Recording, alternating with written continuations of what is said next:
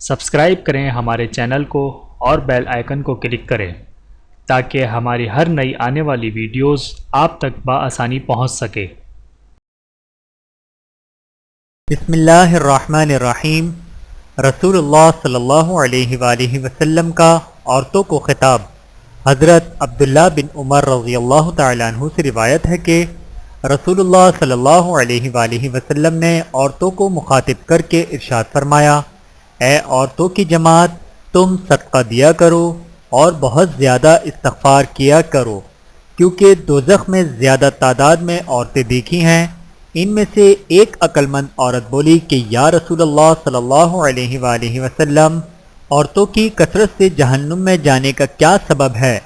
رسول اللہ صلی اللہ علیہ وآلہ وسلم نے ارشاد فرمایا، عورتیں لعن طعن زیادہ کرتی ہیں اور اپنے شوہر کی ناشکری کرتی ہیں۔